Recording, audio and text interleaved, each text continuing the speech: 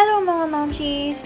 For today's video, I will be discussing my own yarn tips and tricks, how to make your own radiance, and most importantly, how to earn from your hobby. Now, if you haven't subscribed yet, please don't forget to hit the subscribe button and click the notification bell so you'll be updated on my latest videos. Follow my FB and IG pages.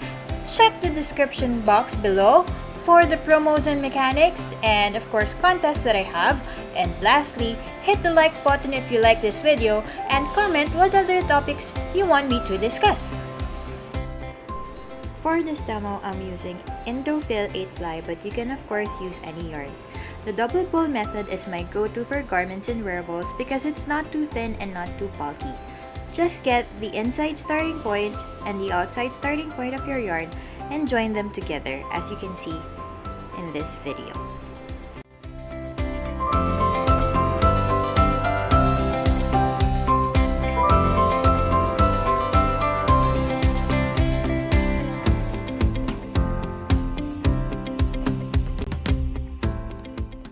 I'm making a sample swatch on this part so you guys can see how thick it can be.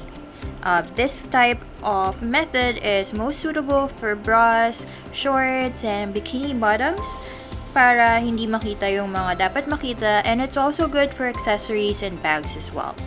Usually when I do double pulling, I don't need to add pads because its thickness is sufficient, but you can also do whatever depending on the preference of the client.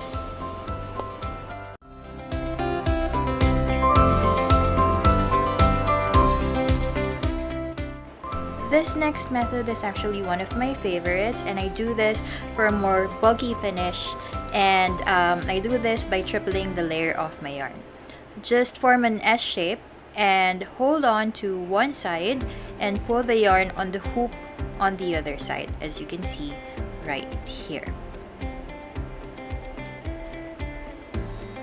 There are 3 layers to this, and as you pull your yarn, it's a never-ending thicker yarn.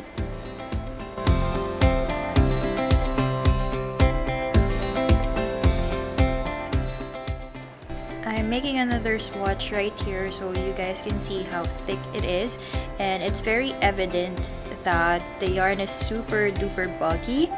And when you reach the hoop, just don't forget to pull the yarn once again, just like what you'll see here. There's the hoop.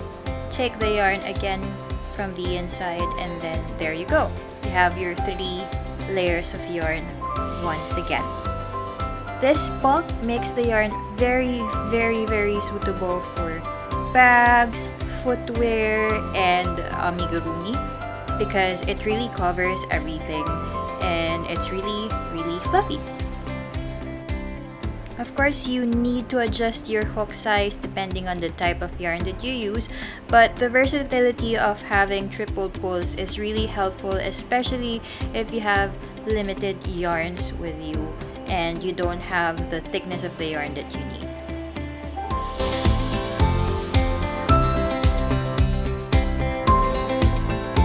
Remember that you can make your garments as stiff or as flowy as you want, depending on the thickness of your yarn, so don't be scared to experiment. Here are 3 types, or the 3 swatches that I made on the single pull, the double pull, and the triple pull, and the difference is really evident. Before we move on, let's take a short trivia break. Did you know that ganchillo or crochet was first introduced by the Spaniards? First projects that were made were the doilies and the veils or the velos that women used to go to church. So elderly women, especially sometimes our grandmothers, are more familiar with them because those are the things that were made during the first introduction of crochet. The natives of the Philippines were actually more familiar with the art of weaving, so you'll see this on native indigenous costumes. And aside from that, there are no sheep in the Philippines to harvest wool from, so wool is a bit expensive. Winders in the Philippines just use pre-made threads that they just put together, and this is what we call the plies. And Maparaan lang talaga yung Pinoy. That's why Baguio people were the first to make their own mix of yarn, which is Indophil. With the rise of demand in yarns, mas dumadami yung kinds of yarns and kinds of Indophil. Although, sa kasamaang palad, because it is not standardized, it's not constant, or the quality isn't constant as well. So whatever yarns you have now might not be the same next year or not even in the following months. Moving on, the next topic that we have is customizing your own gradients. Now, I usually do this with cotton fibers, but on this demo I'm using Indophil. Of course, use whatever yarn that you like.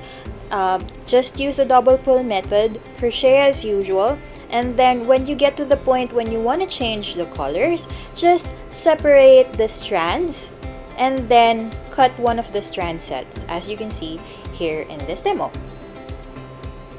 After you've snipped it, connect it with the color that you want, and make sure that you cut away the extra strands so that it won't go into your work, and then just crochet as usual.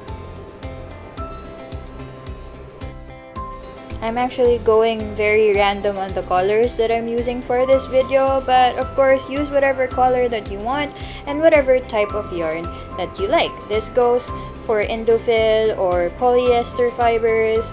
Just make sure that when you want to change the color of your yarn, just do the same way that I did here. Snip the extra strands and then just go ahead and crochet as usual. You'll see here how the colors are seemingly blending. So imagine if you had the colors that you wanted here. It's a good saving method, especially because medyo may kamahalan yung gradients and it's really hard to get the colors that you want. So there.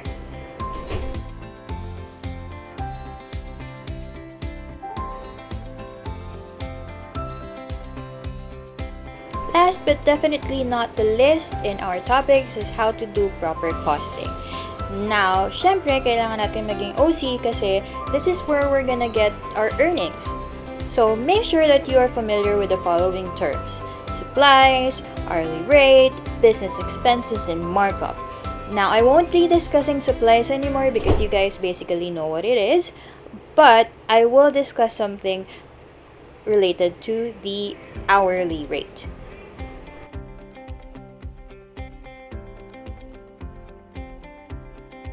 A lot of people are asking me how much is the correct way for the hourly rate.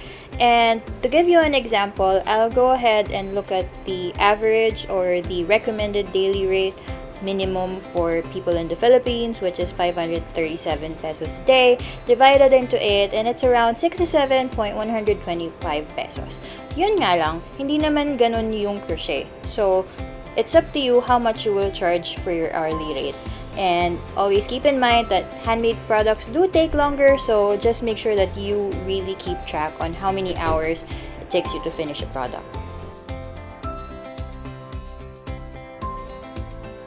Business expenses is anything that you bought in relation to your business. It can be packaging or maybe labels, any plastic, or kahit yung pamasahe mo papunta sa palengke should be included here. So, if you took money out of your wallet that is related to your business, then you should keep track on that. And kasama yun sa kino-compute nyo. Huwag nyo kakalimutan na kahit maliit na bagay, if you combine them together and you don't compute it, kakalugi nyo yun sa business nyo.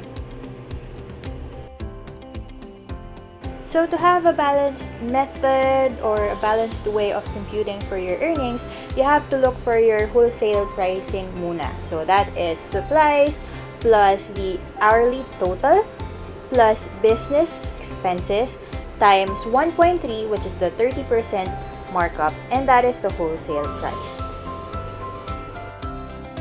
For the retail pricing, just multiply the wholesale price that you got a while ago to 1.54, or that's a 54% markup. And that's it. That's how you price your products. Don't forget that in order for you to do this, you just have to document everything properly and huwag kayong mahihiya na humingi ng tamang pricing sa customers nyo.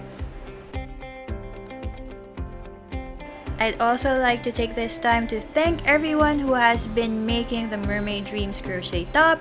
I really appreciate it. You guys have inspired me to make more videos, and hopefully you follow all the other videos that I make. Please stay tuned because I have many more contests and promos in store, and I want to share my passion with everyone. Thank you guys, and see you on the next video.